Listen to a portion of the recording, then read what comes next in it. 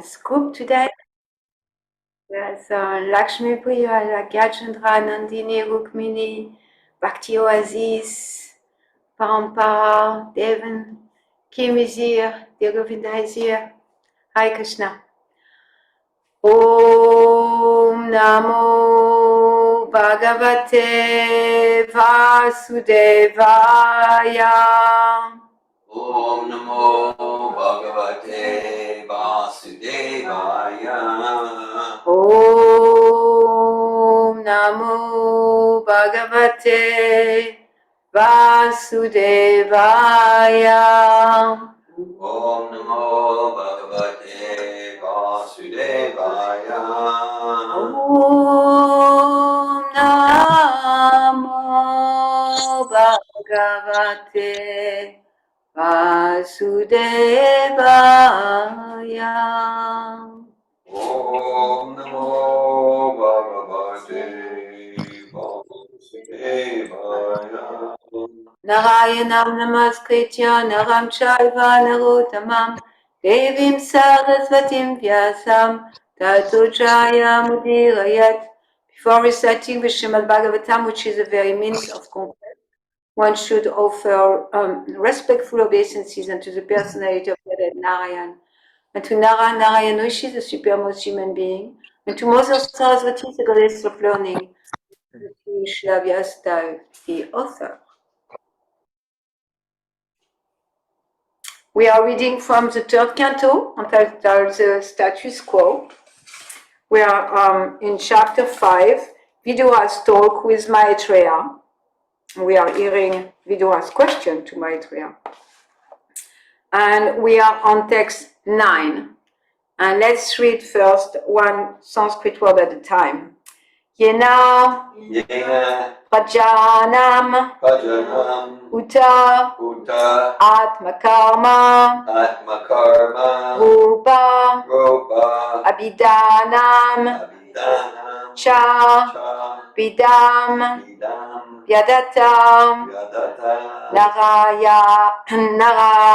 Narayana Vishvasrit Atmayoni Etat Cha Na Varnaya Vipravarya Yena Prajanam Uta Atmakarma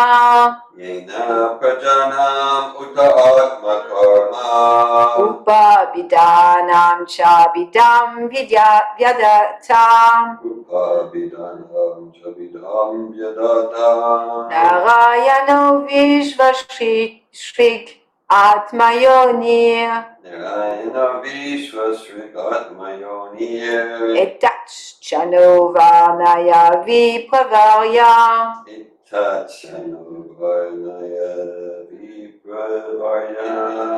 Yena Prajanam Uta Atmakarma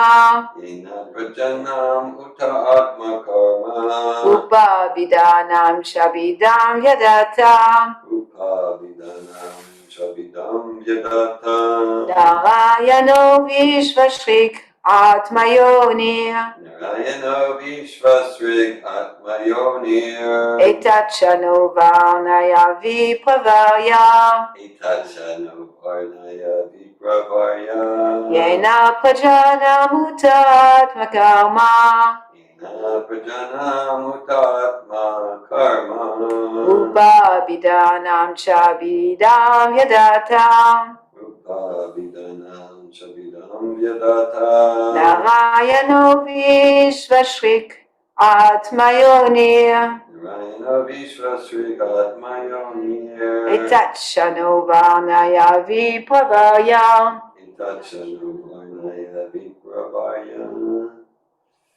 Yena Prajanam Uta Atmakarma Yena Prajanam Utam Atmakarma Upa Bidanam Chabidam Yadatam Upa Bidanam Chabidam Yadatam Narayana Vishvashrik Atmayonir Narayano Vishvashrik Atmayonir Itachanu varnaya vipravaya. Etachanu varnaya vipravaya. Anyone online would like to chant a verse today?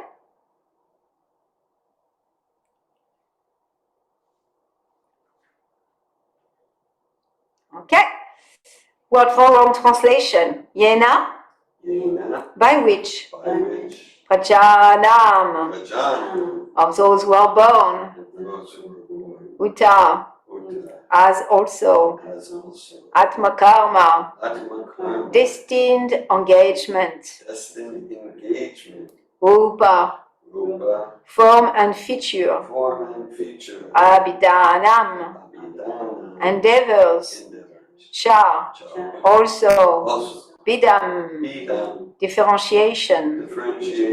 Vyadata. Dispersed. Narayana. The Supreme Personality of Godhead. Vishvashrik. The Creator of the Universe. Atmayoni.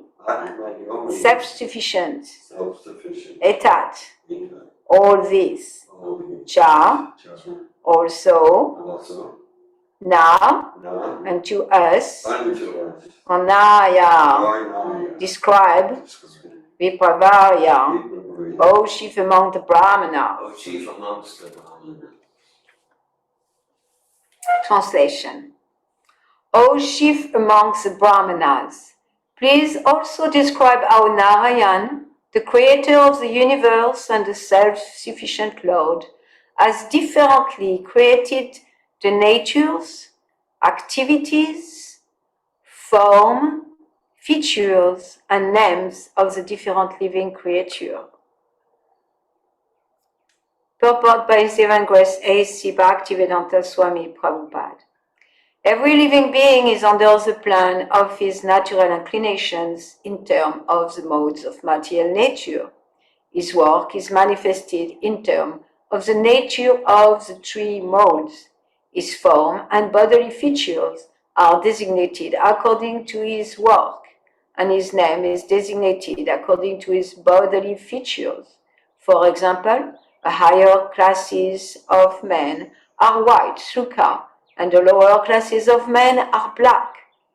With division of white and black, this division of white and black is in terms of one's white and black duties of life. Pious acts lead one to take birth in a good, highly blessed family, to become rich, to become learned, to acquire beautiful bodily features. And pious acts lead one to become poor by parentage, to be always in want, to become a fool or illiterate, and to acquire ugly bodily features. Vidura requested Maitreya to explain these differences between all the living creatures made by Narayan, the Supreme Personality of Godhead. I'm going to invoke auspiciousness. Om Agyanati Mirandasya Gyanajala Shalakaya Shakshun Militam Yena Tasmai Shri Gurave Namaha Shri Chaitanya Manobishtam Shtapitam Yena Bhutale Swayam Kadhamayam Datati Swapadam Tikam Vandeham Shri Guru Shri Yuta Padakamalam Shri Gum Vaishnavam Cha Shri Rupam Sagajatam Sahagana Ragunatam Vitam Tam Sajivam Sadvaitam Savadutam Pajana Saita Krishna Chaitanya Devam Shri Radha Krishna Padam Sahagana Ragunatam Sahagana Lalita Shri Vitam Cha Shri Hare Krishna, Shagana Lalita Shri Vitam Shri Vishakam Vitam Cha Hey Krishna Karuna Sindhu Dina Bandhu Jagatpate Gopesha Gopika Kamta Radha Kamta Namostute Taptakam Shanagorange Radhe Vrindavaneshwari Vishavanu Sute Devi Pranamami Yaripiye Vansha Kalpatarubhyacha Kripa Sindhubhya Vacha Patitanam Pavanebhyo Vaishnavebhyo Namo Namaha Namo Vishnu Padaya Krishna Pustaya Bhutale Srimate Bhakti Vedanta Swaminiti Namine Namaste Sarasvate Deve Gauravani Pacharine Nirvisesha Shunyavadi Paskyacha Dejatarine Shri Krishna Chaitanya Prabhu Nityananda Shri Advaita Gadadhar Shivasadi Gaura Bhakta Vrinda Hare Krishna Krishna Krishna Hare Hare Hare Rama Rama Rama Hare Hare Mokam Karoti Vachalam Pangum Langayati Krigim Yakrita Tamaham Bande Shigu Dejatarinem Hare Krishna. I'm going to read the verse again. Translation of the verse read, O chief among the Brahmans, please also describe how Narayan, the creator of the universe and his self-sufficient Lord, has differently created the natures, activities, form, features, and names of the different living creatures. Hare Krishna. So I read the verse and purport yesterday. Had a busy day, so I didn't spend much time on it, and I thought, oh, no, because the purport is the kind of purport that many people want to take out of Srila Prabhupada's books. Like yesterday, Anandini, she was very courageous and she went to one of those purports that people want to take out of Srila Prabhupada's book, and some people do. Some people have their own Bhagavad Gita, and with taking all that, and they are thinking, I'm so compassionate, I'm so merciful, I won't trigger anybody's, I'm not going to rub anybody in the wrong way, because like that they will like me. But will they really have the vision of eternity that is a gift that we get from the Srimad Bhagavatam, that is a gift that we get from Srila Prabhupada, and Srila Prabhupada want us to be able to have that vision of eternity. And then Anandini shared how when she wanted to understand and she was, not happy with those comments and wanted to understand, she went to Srila Prabhupada, and Srila Prabhupada said, this is to shake you up. So I see this also to shake us up. We want to be shaken out of our sentimentality. We want to be shaken out of our social, politically correctness point of view, because all that is just Maya, illusion. It's our inability to see in a proper perspective, and often it's born out of dishonesty. Srinvatam Sakata Krishna, Punya Shravana Kirtana, Idyantasto Yabhadrani, Vidunoti Suritsatam. It says Sri Krishna is the personality of Godhead with a super soul inside our heart. Clean the heart of the devotee with a truthful devotee. The truthful devotee who have developed urges to hear, Srimad Bhagavatam, to hear this message, which is in itself virtuous when properly heard and chanted. So it's virtuous. And here Srila Prabhupada is going to places that are politically very incorrect and very triggering for most people. And my hope is that we are going to dismantle all that to come to a place of absorbing what Srila Prabhupada is saying here.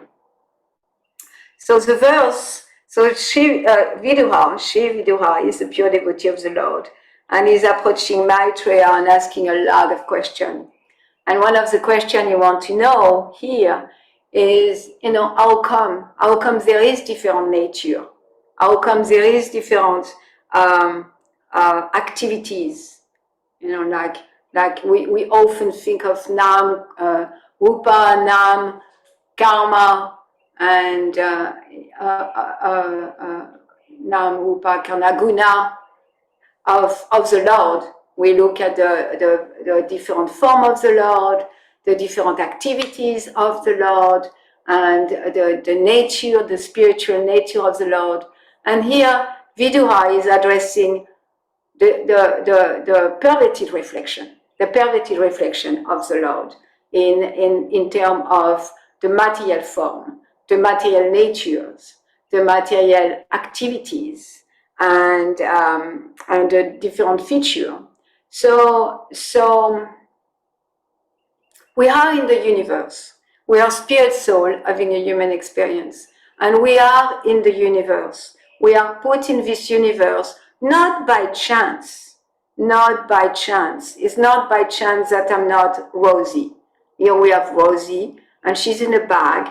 She's white, and she's sleeping, and she has 4 legs. She's a 4-legged animals, and all she wants to do is eat, sleep. She's sleeping right now. Probably later she will eat, and then probably if she was in the wild, she will want to mate. She want to attract the opposite gender, and I'm sure if I go to Rosie right now, she may bark at me because she wants to defend herself because she feels scared. So and in this life, I'm not Rosie. And I'm not going to say, oh, Rosie is equal to me. No, we're equal in spiritual, like Rosie is a spirit soul. And I don't know how many lifetimes Rosie have been circulating around and around and around Brahmanda, circulating around and around Brahmanda, like all the universes as a spirit soul. Right now, Rosie is placed into the body of a dog, a white little dog. And there is no mistake in the universe. And Rosie is going to bark. And Rosie, in a sense, she is very fortunate. Also, we can see, activities and situation. I know, like when we are in India, dogs are in the street. And so you see dogs like Rosie, and they are in the street, and they don't look attractive. Rosie, she all pampered, and Kim take care of Rosie so nicely, and those dogs are not attractive. They are smelly, they are ugly, often they have disease. They are really not attractive. So even on a dog level, there is a difference. There is a distinction. And, if we were hearing Shri Prabhupada, according to your past activity, or you take birth in an ugly dog body. But, oh, what are you saying? You're not politically correct. Well, it's just the truth. It's just the truth. There is some dogs that are in the street of Calcutta or New Delhi or Vrindavan, really. The one in Vrindavan, that's a different position. But and they are not here in this temple room, in their little bag, being pampered. So as we enter the material cosmic atmosphere, which is a cloud over the spiritual sky, we are in the spiritual sky, and that's really like fantastic. We are in the spiritual sky, but that part of the spiritual sky that we inhabit is covered by a cloud. And what that cloud is made? Illusion. So we want to step out of illusion. So here Srila Prabhupada is speaking about, okay, like he's giving an example. Every living being, in the beginning of his purport, he said every living being is under the plan of his natural inclination in terms of the mode of material nature. So as Brahma starts his job, and his job is to create beings. Like I think a Judeo-Christian God usually is seen as one who's like, putting himself to work and put things together. But really, according to the Veda, his name is Brahma. And he has a workbench, and he has million of choices of ears and nose and eyes and mouth and skins with different color and abilities and legs and arms and genitals and anuses, all of that. And I can tell you my anus is not the same than yours, for sure. And so there's all choices like that. And then Lord Brahma, he put them together, and there is an order. There is an order to its rules. In the Bhagavad Gita, I don't remember which verse. I could bring it to my memory, but where Krishna said its rule. There is material nature have its rules. That means that there is rules. There is rules, and there is rules according to what we deserve, according to our desire. We are put in different species of life. I'm not put in Daisy's body. I'm put in Mary Lashin's body, and I'm put in this body that is woman called woman body. And yesterday in our conversation, we thought about no, being a woman is not a social construct. There is a reality to it. So similarly, there is a reality of color of skin. And of course, if we are politically correct, of course, if you're socially correct, we'll see poor Black people, they are put in this situation because of the white people. Well, if you find that satisfying, you can keep that explanation.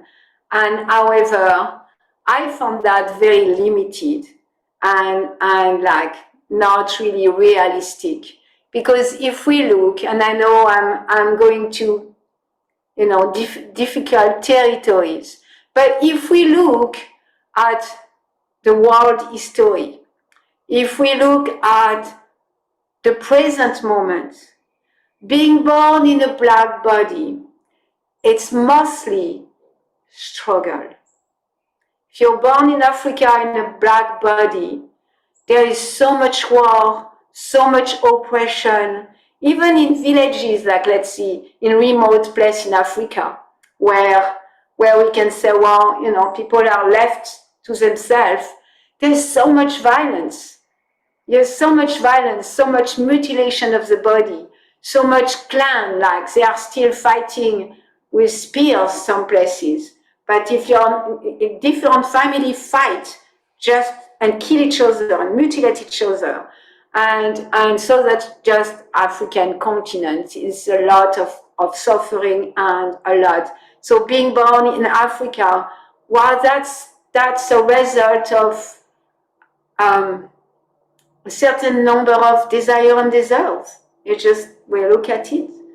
And being born in the West, in a family of meat eater, in a family that's quarrel all the time in France, is also bad karma. Because in Kali Yoga, it's Manda Sumanda Matayo, how it's called.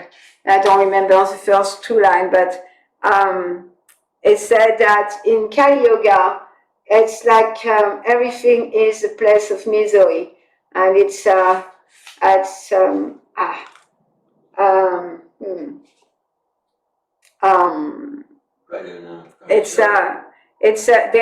quarrelsome place. So really, we are all in the same boat. If we are color white or color black, it's kind of a mess now. It's called Kali Yoga, and it's bad karma. And within that bad karma, there is worse karma. Being born in China, wow, it's like really intense. There is no air to breathe. There is no water to drink. And there's people who are enslaved in China. And so we need to be able to step out of our conditioning towards social and political righteousness to understand what Srila Prabhupada is expressing here. So there is different nature according what we inherited from the three modes of material nature. And those three modes of material nature, they are going to manifest in terms of the work that we do. The work that we do is going to be born of the three modes of matter and nature. So we can, like Dear Govinda develops a Vedic personality inventory. And so ideally, we could look at people according to the Vedic inventory. Like we can look at colors according to the palette. I know I'm not very good with color, but there is three primary colors. And then, so if I look behind me at the brick, I can say, it seems that there is like maybe 60% red in those bricks. And I see some yellow too, so 60% maybe. There is another 25 yellow. And somehow, because it become brownish, I'm thinking there is some blue, but maybe, 15%. I don't know if I came to 100%. But that's someone who has the eyes to see, someone who understands color, is probably capable of doing that. So similarly, through the eyes of Shastra, we should little by little come to a place that we are capable of seeing, like, at least for ourselves, not necessarily for others, but for ourselves. Yeah, I can see I'm like 80% Raja. That's me. Like I was born with 80% Raja. And then I don't have so much tamas, but I do, like maybe 15%. And then maybe the 5% left, there is some sattva, yeah? And so according to that, then we see the works that we are going to perform according to the mode of material nature.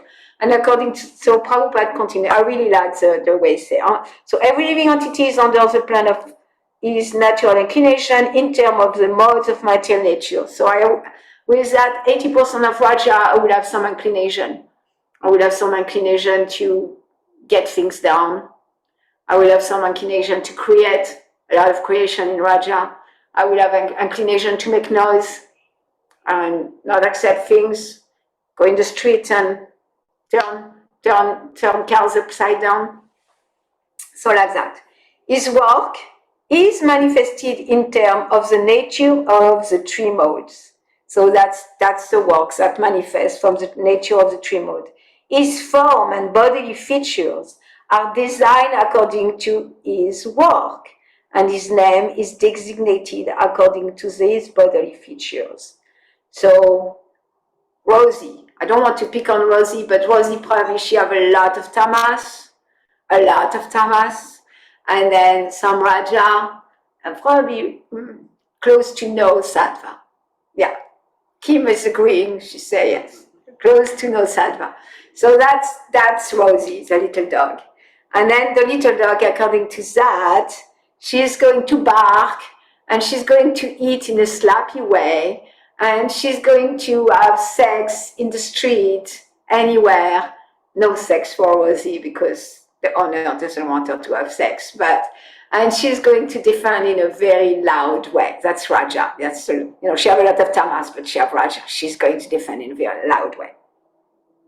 And so that's her work. Her work is manifesting according to the mix of those material elements.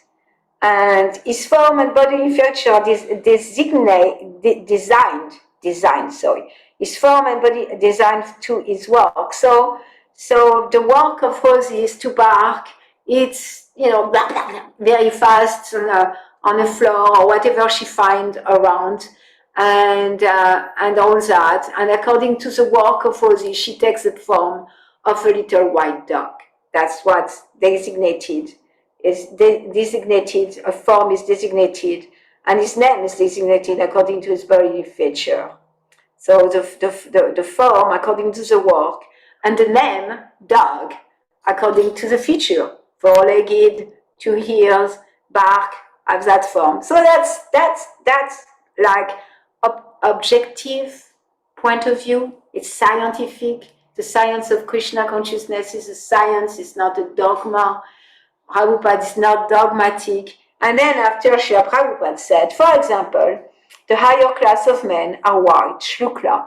So I made some research on Shukla, And Shukla means a lot of things, and even means personality of Godhead. It means pure. It means higher consciousness. It means enlightenment. So it means white, and white means all that. It means like an elevated consciousness, an elevated work, a work that's clean, a work that doesn't touch like things that are considered impure, like animals or stool or things that are considered impure. And the lower class of men are black. The lower class of men, those who are by nature, maybe they have a lot more tamas and some raja and some sattva. For human being to come to the human form, there is kind of a mix of the three, because then the tendency, like Srila Prabhupada, according to the mode of material nature that they inherited, the mix of the tamas, raja, and sattva, they are going to how do you say that word? Inherited. When you get something from your parents, Inherit. It's a difficult word. Yeah, we are going to inherit certain type of work. And if there is a lot of tamas, well, the work is going to be more dirty and more require less intelligence, require less being less literate. It's just how it is. It's not automatic either. It's not automatic either. Like we can say, like yes, someone can take born in a very poor family in a ghetto and maybe almost homeless, not having any food, and they can end up in Harvard University. That's true too. Like we have so many examples, and it's interesting because this morning we were reading after Mangalarti, we read about the chanting of the Holy Name. And this morning we were reading about Gopal Chapal or Chakravarti. Gopal Chakravarti. So Gopal Chakravarti is described as very beautiful. So that means that karmically, on a material level, he has good karma. Any of the opulence, beauty is one, wealth is another one, fame is another one, and renunciation is another one. I'm missing one. Intelligence, power, they are like opulence. So any human being who have any of those, that means that they have done something good in their past life. Like they have done something good in one direction or another. Maybe they were very generous and doing a lot of altruism. So maybe they take birth in a very rich family.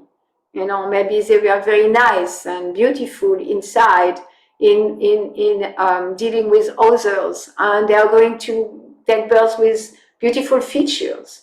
So Gopal Chakravarti, he was born with very beautiful features, and he was a tax collector in the time of Lord Chaitanya, which means he probably was doing well with wealth too. And he was known, tax collector, everybody knows him, not necessarily in a way that's necessarily most friendly, can be unfriendly, but he's known as a tax collector. And he said he was challenging Haridas Thakur. And Haridas Thakur, he was born in a Muslim family. So Muslim family of the time is like bad karma. Like bad karma. If you were born in a Muslim family, they eat meat, they have a tendency to do not being very clean, from the Brahmanical point of view. And a Muslim, to be born in a Muslim family is like following scriptures that tell you to not have sex with your mother, scriptures that, according to place, time, and circumstance, are addressed to people of low-class habits, let's say. So to be born in a Muslim family is kind of being black. So let's put Haridas Thakur on a black category, and then Gopal Chakravarti is in a white category. He was very beautiful, and in fact, his skin was very white. Yeah, not too white. Prabhupada says if we are too white, it's like leprosy. But so there was a common, there was like a challenge, like Gopal Chakravarti became very challenging to Haridas Thakur. And he said that what you're saying about the holy name, what you're saying is that the holy name is all powerful. And just by chanting some holy name, people can get liberation. It's fantasy. It's just pure fantasy. It doesn't exist. And then Gopal Chakravarti said, I'm going to prove it to you. And if I'm right, I'm going to cut your nose. And Haridas Thakur, he responded by saying, okay, if you can prove me wrong about the power of the holy name to lead to liberation, I'm going to cut my own nose. You say, I'm going to cut my own nose. And then Haridas Thakur, he left it at that. And the government of the time, they were hosting Haridas Thakur. And they were the one that were kind of hiring Gopal Chakravarti. So right away, they were so embarrassed. Our employee offended the pure devotee of the Lord. Haridas Thakur is Namacharya, even so he's black, in the sense of born with a lot of unfortunate circumstances. So we'll consider him in that category. And he was born with a lot of unfortunate material circumstances. And we want to make a lot of distinction between unfortunate material circumstances and unfortunate spiritual circumstances. So Gopal Chakravarti, he had a lot of spiritual unfortunate circumstances, while he had a lot of material fortunate circumstances. And that's so important to make those distinctions, to really understand where we are at here, because all of us here, hearing this Bhagavad Gita, Bhagavatam class, we are all materially very unfortunate. Mandasu mandam mataya. We are so, there is no bhagya, no fortune here for us, no bhagya. No fortune for us. But spiritually, we are so amazingly privileged and fortunate by the mercy of Srila Prabhupada. So to continue, the governor, like the one we are hiring, Gopal Chakravarti, offer obeisances to Haridas Thakur. Please forgive us. Please forgive our employee. He doesn't know what he's sharing. Please forgive us. And he fell flat on his feet. And then they kicked out, Gopal Chakravarti lost his job. So he lost his fortune by insulting really a pure devotee of the Lord. He lost his fortune.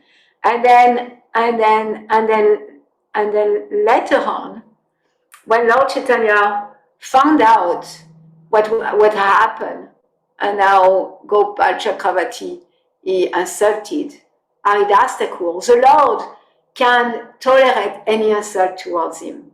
Any insult towards him. He cannot tolerate one insult towards his devotees.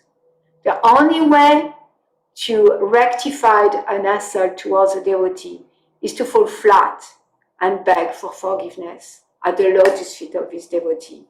Until that's done, our so-called material fortune is going to be destroyed. And our spiritual fortune, whatever little we have, also is going to be destroyed. So when Lord Chaitanya heard about that, then Gopal Chakravarti got leprosy. And then he understood, oh God, what did I do? That leprosy was really the mercy of Lord Chaitanya to help him, to help him see. You're missing out. You're missing out on this Arinam eva kevalam kalaunasti evanasti gatiranyata. It's like on this process that's so specially given to us for this age of Kali, for this process that doesn't have any other process that even match it. There is no match to chanting of the holy name. There is other process that can lead us somewhere, jnana, or yoga, or mysticism. It can lead us somewhere. After a lot of work, a lot of dedication, and even when we do a lot of work and dedication, we are going to achieve a little bit of result, but not perfection. The perfection of going back to Godhead and serving and be completely absorbing Krishna and serving Krishna with love and devotion. And so Gopal Chakravarti realized because he became so fallen with leprosy that he realized his mistake, and he went to apologize to Haridas Thakur, and he was forgiven. And then he was, reinstated in his natural constitutional position as servant of Krishna, servant of Lord Chaitanya. So all those divisions are according to work and according to the three modes of material nature that we inherit. So we are called upon by Srila Prabhupada to step out of sentimentality. And that doesn't mean we are not going to be compassionate, quite the opposite. Gajendra Prabhu last week, he gave a class on the very famous verse in the 5th chapter, Vidya vinasha sampade pravane gavi astini sunichaiva swapakecha pandita samadarshinaha. The humble sage, and that's Srila Prabhupada, by virtue of true knowledge, see with equal vision a learned and gentle Brahmana, a cow, an elephant, a dog, and a dog eater. So we need to understand those statements that are robbing us the wrong way, that are robbing the sentimental part of us the wrong way, within the context of this verse of equal vision, that Srila Prabhupada, he has the vision of eternity, he has spiritual vision, he has that vision of equal vision, seeing the soul into everybody. He sees the soul in a tree, in a blade of grass, in Rosie, in Dear Govinda, in Gajendra. He sees the soul. And he also has the ability to see the material context, the material circumstances, the natures that are given to each soul in their journey, the work that is going to correspond to the mix of those three modes of material nature, the activities that are going to be designated for this mix of material nature, which create the form that's going to help for these specific activities, and from the form getting the name of that specific form will act according to those three modes of material nature. And we want to be able to see that. We want to be able to see that being born in America or in Africa with a body that's color black, is not a discrepancy. It's not what I wanted to say, a disqualification to go back to Godhead. It's not a disqualification. However, it's a material and fortunate circumstance. Most people who are born in a black body, they have a history of being traded in slavery. This is so unfortunate.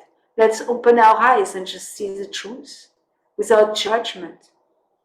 Living in America as a black person, it's unfortunate. There is so much racism, so much all those things, and you can say, oh, what's the chicken, what's the egg, and try to figure it out on a material platform.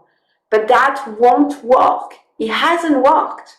There is abolishment of slavery for many years, But still, the situation of the black people is very, very unfortunate in America, for the most part. I'm not saying it's 100%, of course, it's not. But if we look at the general circumstances, it is very unfortunate material circumstances. And those very unfortunate material circumstances that we put ourselves into. Karya, that's my favorite verse in the Bhagavad Gita. And still, I don't know it by heart. Karya karana kirtat va'etu prakriti uchyate pusha shuka dukanam bhaktridve etu uchyate. And that means that nature is said to be the cause of all material activities and effect. So that's what we looked at. Nature is the cause. Nature and its rules. Nature have its rule. Krishna created nature, and nature is not like haphazardly, oh, whatever happened, it doesn't matter. No, there is very strict laws.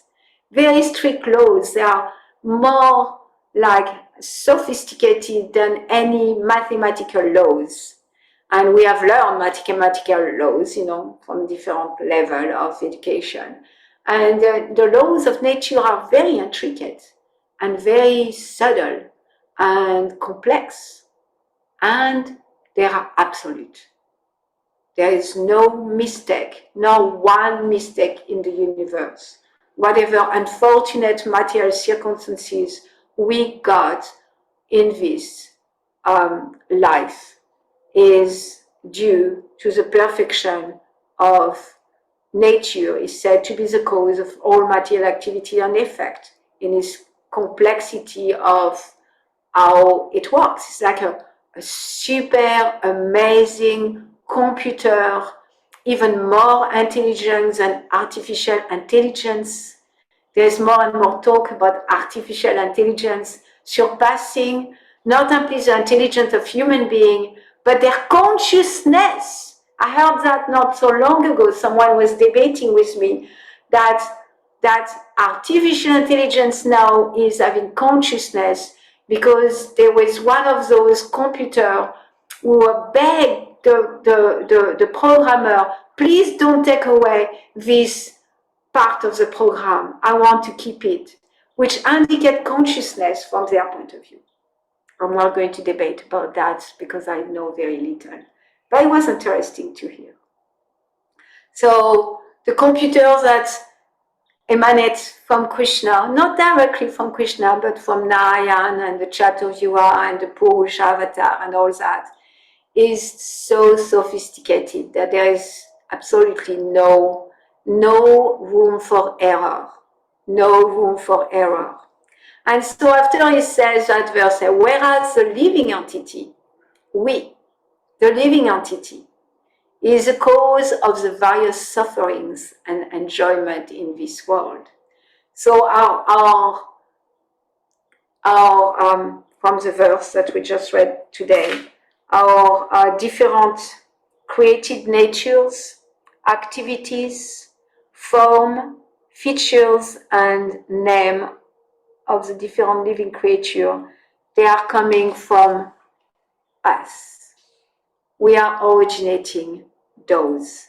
We are originating, taking a birth in a very unfortunate circumstance, in a very unfortunate body, maybe an ugly body, maybe a beautiful body, so unfortunate anyway.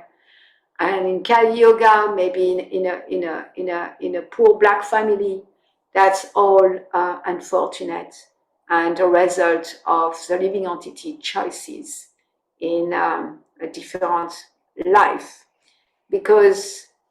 And we are wandering, we are constantly wandering until we come to the spiritual master. So we are Bhagya, we have Bhagya, fortune, and that fortune is a spiritual fortune.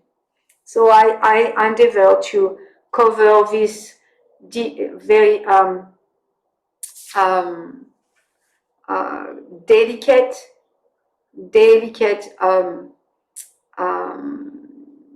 subject matter, and there is no need to take out anything from Srila Prabhupada's books. Everything has its purpose, like Anandini Prabhu was sharing yesterday, that we need to be pushed out of our material conditioning. We need to be pushed out of our 9 dots. And as long as we are trying to find solution to the 9 dots, to our boxes, within the boxes, we are not going to find anything. And in order to make progress in spiritual life, we need to step out of our comfort zone. There is no growth as long as we try to keep ourselves comfortable. By definition, in order to grow, we need to expand. And that expansion takes work and is uncomfortable, like all the people who do bodybuilding. I never was very attracted by any of that. But all the people who do bodybuilding, they have small muscle or muscle whatever size, and they do a lot of work and discomfort. They accept a lot of discomfort in order to grow their muscle. And then they stretch in a way that's also, every time I stretch, the people who ask you to stretch, is like, you should feel it. Okay, I feel it. So if we don't feel that stretch when practicing spiritual life, when reading Srila Prabhupada's books, then that means we are blind. Like I was sharing yesterday in class, that when I first read Bhagavad Gita, I attended class every day. And I was every day at Mangalarti, 4:30, no, it was 4:20. And attending Bhagavatam class every day, reading every day. I think it took a few years before I even saw all the comments about women. I didn't see them. Of course, I understand it's Krishna's mercy, and at the same time, yeah, maybe a part of me didn't want to feel uncomfortable. And as long as we keep ourselves in a comfort zone, that I know that, I understand that, I have the solution for that, and all that, then our spiritual growth is going to be hindered, maybe slowed down, or not as expensive as it could be. Sarvo Padi Vinirmuktam. Sarvo Padi. Sarvo is all, and Padi, Upadi is at those designation. We need to clear all those designation. And then we can have purified senses, purified mind and purified senses. And when we have purified mind and purified senses, Rishikesha, Rishikena, Sevanam, Bhaktir Uchyate, we can serve, with purified senses, we can serve the honor of the senses. Because remember, all those senses, they are all created before our body comes. Before our body comes together, my ears were there, and nose, and the type of mouth, and the type of everything was there. It was just put together according to my desire, and deserve what I deserve when I entered the womb of my mother. And my mother's in her womb, she put all that together, or it was put together, we can explain it by science, but also we can see it from Krishna's perspective, from the pure devotee's perspective. So the pure devotees see with equal vision, and when his service is to preach, he also makes distinction. And according to place, time, and circumstances, and according to the mix of the three modes of material nature, of the people he speaks to, like Christ, Muhammad, Srila Prabhupada, then he presents the knowledge for them to understand it. And he doesn't discriminate. You see, only spirit soul, having human experience, in the human experience, different limitation. We all have limitation. I think it's in the Madhurya Kanobhidibha, I'm not sure where, but there is a place where it's said that one qualification, there is a few qualifications to enter spiritual life, but one of them is to understand we are insignificant and we are limited. As long as we don't see our limitation, we are going to be hindered in our spiritual life too. So the pure devotee, he sees our limitation. And in Kali Yuga, we are so limited. And Lord Chaitanya came, Namo Mahavadanyaya Krishna Prema Padayati. Krishnaya Krishna Chaitanya Nami Gaura Tusinama. Is the most man-universe incarnation. And he came to give freely love of God. How? By encouraging us, supporting us to chant. Hare Krishna, Krishna Krishna, Hare Hare. Hare Rama, Rama Rama, Hare Hare. I'm going to read the Sanskrit. And I love in the Sanskrit, all the one verse at the time, I wanted to focus there. Like, of those who are born, destined engagement. So it's our destiny, destined engagement. We think like, oh, it's just me. No, it's not me. It's not me. It's destined. My engagement, my schooling, my degrees, my abilities, my creation. It's destined engagement right there. Rupa, form and feature, and endeavors and differentiation. Yeah, we want to be able to differentiate. So the word for word is so powerful in this verse. And dispersed. They are dispersed all over the universe. Yena prachana muta atma karma rupa bidanam chabidam yadata narayano vishvashrik atmayoni etachano varnaya vipravarya. O chief among the Brahmanas, please also describe how Narayan, the creator of the universe and the self-sufficient Lord, has differently created the natures, activities, forms, features, and names of the different living creatures. So profound. Hare Krishna. Thank you, Viduha. Vidura, for asking this question, and thank you, Srila Prabhupada, for giving us the Srimad Bhagavatam. Thank you, Shukadev Goswami, for allowing us to receive all the different stories that are so conducive for us to understand who we are, who the personality of Godhead is, and what's our responsibility and real engagement while engaged in this body discomfort. Hare Krishna, any comment, question? Anything? Anything to share? Experience? Bhakti Oasis, you have your hand raised. Hare Krishna, Malini. Thank you so much for class.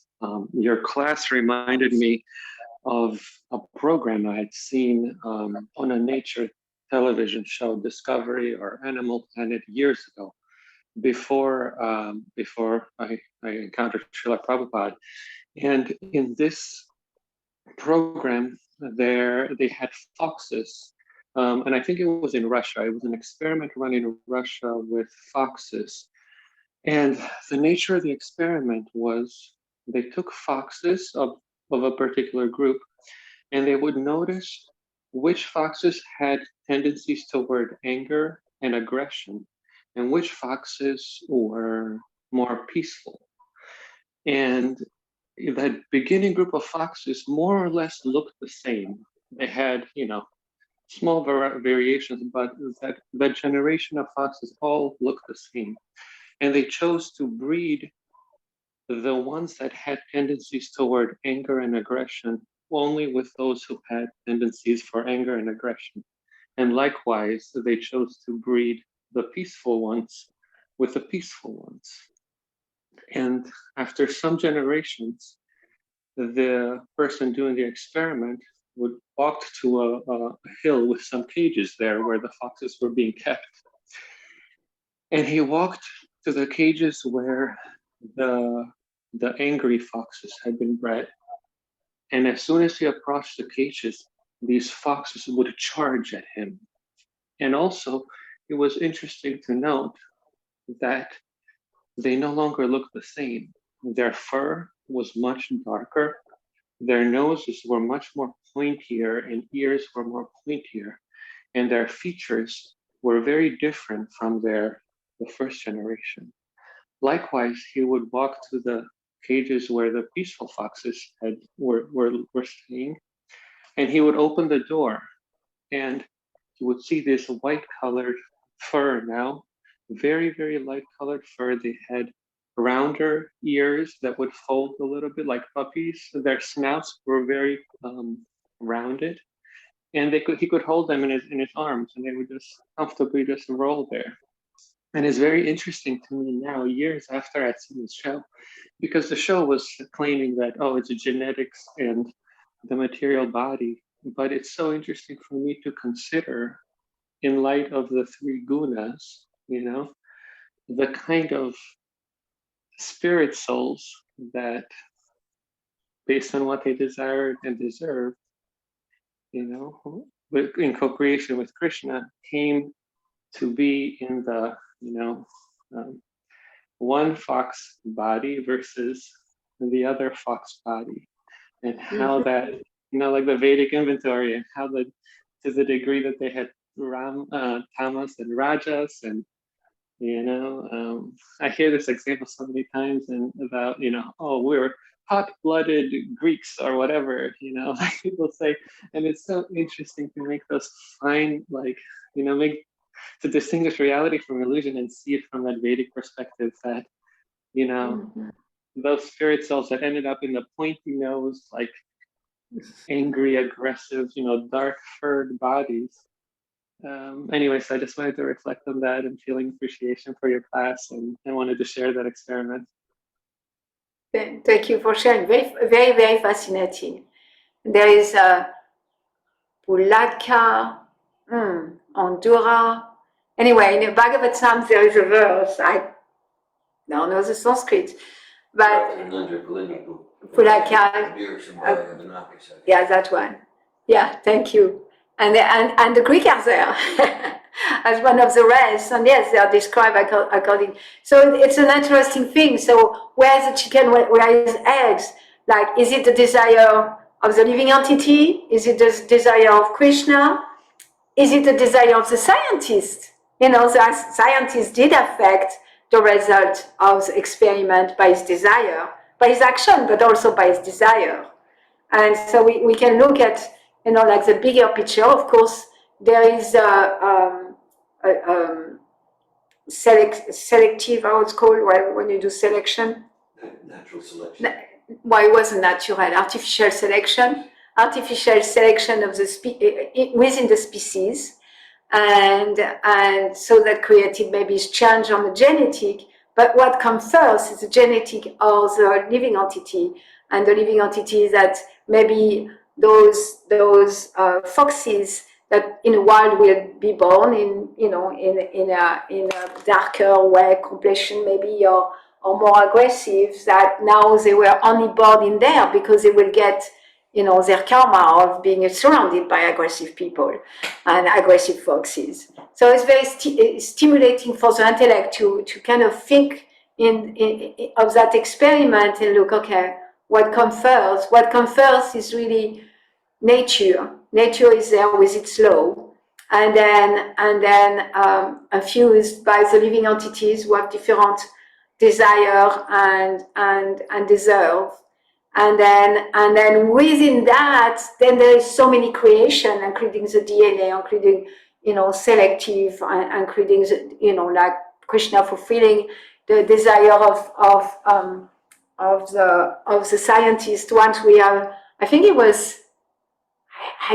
it's when we were studying the Bhagavatam, we have a group. Well, like we have meeting for many years, and there was a conversation about scientists. And we were speaking about Darwin and about fossils. And interestingly, the scientists who wanted to prove Darwin theories, they found all the fossils that were proving their theory, because they had a very strong desire. And Krishna fulfills the desire. It doesn't fulfill all our desire, but it does fulfill. And then the scientists who want to disprove Darwin theory, they also found fossils that were disproving. So like coming to a place of, oh, so where is science? And who's in charge of science? And how does it work? So I really appreciate. And of course, it's all about question of surrender. No, yatamam papadante. Tam stataiva bajam yaham. Mama vatmat manuvatante. Manushya parta savashaha. So as we surrender unto him, he rewards us accordingly. So it's like there is a surrender of the soul, and the more we surrender to Krishna, and we are always surrendering. There is no way not to surrender to the Lord, to the plan of the Lord. We can surrender to the plan of the Lord against our will, or we can surrender to the plan of our will within our will. But we are always surrendered to the plan of the Lord. Like Daisy, she surrendered to the plan of the Lord. The tree out there, they also surrendered to the plan of the Lord. And Nandini, you had your hand raised, but now it's not raised anymore. So yes, Hare Krishna. Thank you, Mother Malini. Yesterday you expressed your appreciation for my courage, and I appreciate your courage to address these politically incorrect topics and like open the door, open the full perspective. Yeah, I feel inspired by that. And yeah, so many things I could share, but two things I would like to share. One is that, like Rudolf Steiner, he was also like, there was this movement in Germany, and they started to like inquire into consciousness and how can we tap into consciousness and higher consciousness. And apparently he was in the same society that also Hitler was, and they were studying physiognomy. And Rudolf Steiner, he left the society at the point when he noticed they were using physiognomy like disconnected from empathy, and so there is a lot of damage being done with just having this, like the small perspective, the judgmental perspective. Like Hitler used physiognomy and so much suffering was caused, and Rudolf Steiner also used it in education. Like teachers in Waldorf schools, they are educated and to recognize, how can I support this child? How can I help this child? So there's it's such a razor edge. And you opened, and you just opened the perspective to, which reminded me of something else. Like my parents were teachers in a school for kids with mental disorders, mental and emotional, physical disorders. And so I spent a lot of my childhood with those kids, and sometimes they would quarrel with each other and they would call each other names, like you are crippled and you're such and such. And for me, it was kind of funny because I thought, well, you're both in the same boat. And it's kind of like, like someone to discriminate someone because he's black or because he's this or this. I can just look, what's my misfortune? I have a misfortune too. Like in my case, I ate cows. That's like it's one of the worst things to do according to the Vedas. So I really appreciate this bigger perspective. Like instead of quarreling with each other and like finding out who's worse, we could just help each other to, go beyond the physical, the material, the identification. Thank you. Quite very interesting to hear what you share about the group of people and Hitler being part of that, and studying physiognomy in order to characterize people, really. And of course there is, according to the Vedas, there is physiognomy, like like he said, like the form get the name, so the name form, and before there is activities, and the activities come from the three modes of material nature. So it's all connected, obviously, like including in other forms, other than human form, it's true, and it's true in human form too. If it's true outside of the human form, it's also true in the human form. And that can be used to do evil, that study, and he did a lot of evil, or he can use to be doing good. And then what we are looking at is going above good to good, ultimate good of like, yeah, we want to be able to make distinction, physiognomy, or like by according to nature and guna karma activities like that form, and to use that to be the best educator for ourselves, because I can see my limitation, and then it helps me surrender, and it helps me also to have compassion for myself, to develop compassion. And similarly, we can do that for others. It can help us understand, how to see our misfortune, and to also develop compassion, and to get why there is so many stories in the Shastras about unfortunate people becoming the most fortunate, Jagannamada, and so many examples like that. And yeah, thank you. It's very fascinating, very fascinating. And Krishna and the pure devotees, they are the ultimate educators, ultimate knowing how to meet us where we are at, pushing us out of our comfort zone, pushing our buttons for us to react, and then free ourselves from the misfortune and limitation, to fully be free from it, not because we criticize it, or not because we are trying to find a material solution. There is no material solution to racism. There is no material solution to anti-Semitism. There is no material solution for any of that.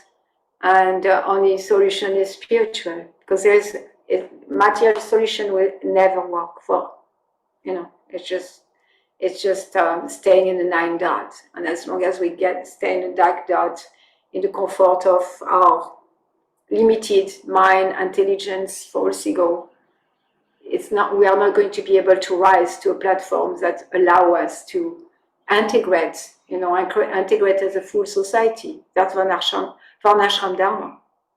To integrate all those differences, all those limitations, is Varnashram Dharma, in a way that's David Varnashram, that is for the benefit of all who participate in society. Yeah. Thank you, Anandini. Gajendra, I see that you have your hand raised. Hare Krishna, good morning. Good morning. Couple quick comments. One, racism is an ugly form of impersonalism. Mm-hmm. I don't know, I just maybe feel like glorifying a devotee a little bit. A devotee I've known a super long time, Vaninath Vasu. I don't know if other people know him, but you and Dira Govinda know him. As recently as yesterday, and as I travel in other states, there's not even a close second to people that I run into who, when they realize I'm a devotee, mention a particular devotee that they had met, this tall black guy, and it's Vaninath Vasu. It's almost mystical to me.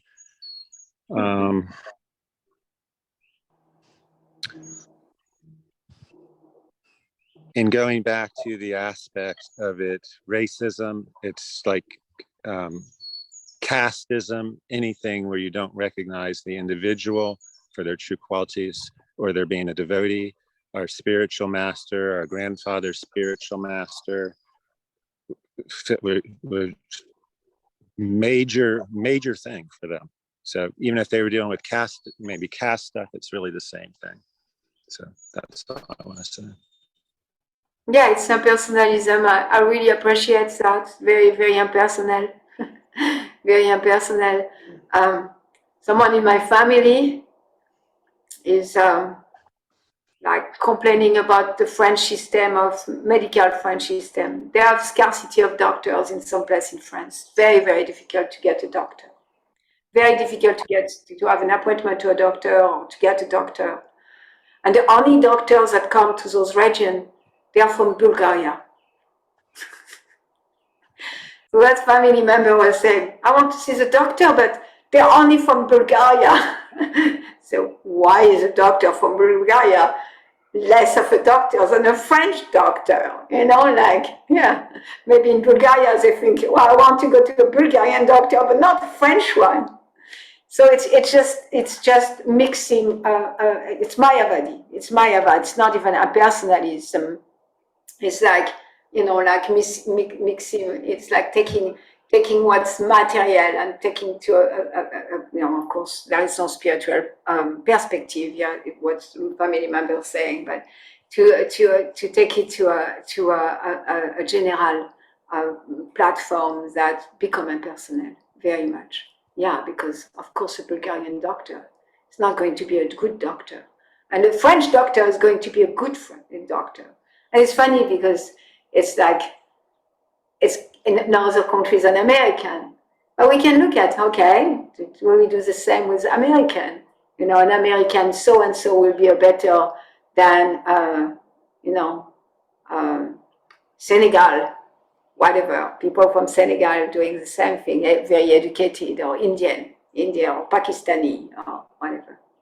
Thank you very much, Gachandra, for that perspective of impersonalism and racism, casteism, any of those isms is impersonalist. It's not being capable of seeing the spiritual having a human experience, and to see the unfortunate, you know, like they are unfortunate, but they are not all unfortunate. You know, there's, you know, sometimes people have no education and they have the white body, which seems to be very fortunate, but they have a white body, and then maybe they have a white body in South Africa, and right now, without education, they are just a white trash. You know, in South Africa, there is a lot of racism towards white people, and now they are put in some kind of camps where they are like low-class, uneducated white people. And the black people are the ones who are like educated. So you know, like our fortune, material security can be mixed. Like, oh, I have a body that's, you know, considered mainly unfortunate and difficult body to deal with in this lifetime, like a woman body, for example. And then I can somehow, because of my past karma, I can also have a really great security for bright intelligence, or ability to be famous, or ability to be wealthy or powerful. Yeah. Thank you. Anything else? Kim. So glad you're here, Kim. That's been such a long time. Yeah, I think about during the classes. I mean, we're fortunate that Prabhupada is, you know, making us look at the reality of the material world and the differences, and you know, just take it factually for what it is. But being in like a group of devotees or in spiritual people who are trying to connect to what they really are, their true nature as a spirit soul, you see very little prejudice in action. You know, you see it in action that they're taking the material designations out of there, and they're treating them beautifully and equally as a spirit soul, you know. And it's just nice when you're around people like that who are working towards that you see it in action, that it actually takes that out of there, which is so lovely. It's, you know, taking that material. But you know what I'm saying. Yeah. So it's just nice when you're around devotees and spiritual people in general, or people trying, that you can see that, you know, you have as an example in your life. How to see correctly. Yeah, to see correctly. I appreciate your comment, because you're making so much distinction. Like the distinction that by making distinction, we have the possibility of acting in a way that is on a spiritual platform, a vision of equality, by seeing the distinction, by seeing like, yeah, the misfortune, the limitation, and then we can be so much more compassionate than by trying to make everything equal on a material platform. Doesn't really make sense. Which doesn't make sense because it's not reality, it's just fighting reality. Yeah. And then from that platform, they're creating so much tension and discord and difficulties. And, in a sense, also what you're sharing is that there's so many so-called spiritual groups that are so much on the platform, us and they, and they see, they see other people in a different, maybe color skin or maybe different ethnicity or different creed or different religion as like with sexism or with one of the isms that they are rejecting. And that's also kind of shows that while they really don't understand, they are claiming spirituality, but they really don't understand that there is no limitation. There is no limitation to soul having a human experience with different dwelling, and not the dwelling are not equal, but there is equality on the spiritual platform. But if we are negating that equality on the spiritual platform and either putting our judgment on the difference between the dwellings, or wanted the dwellings to be all equal, this is like insanity because it doesn't deal with reality.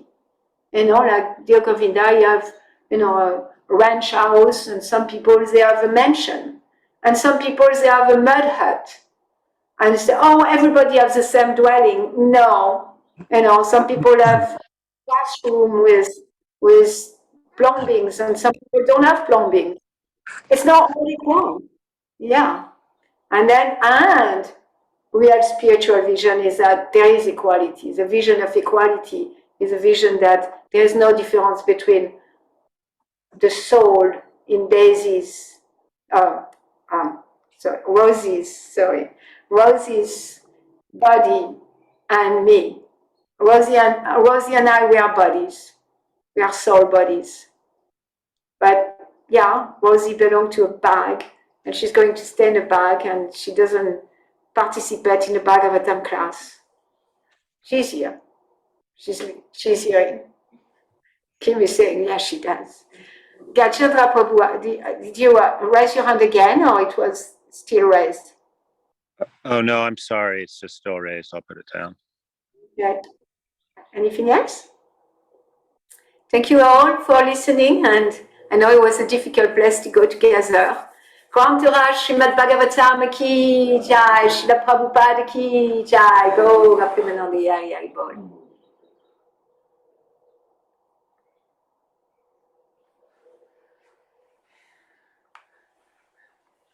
Thank you, Malini.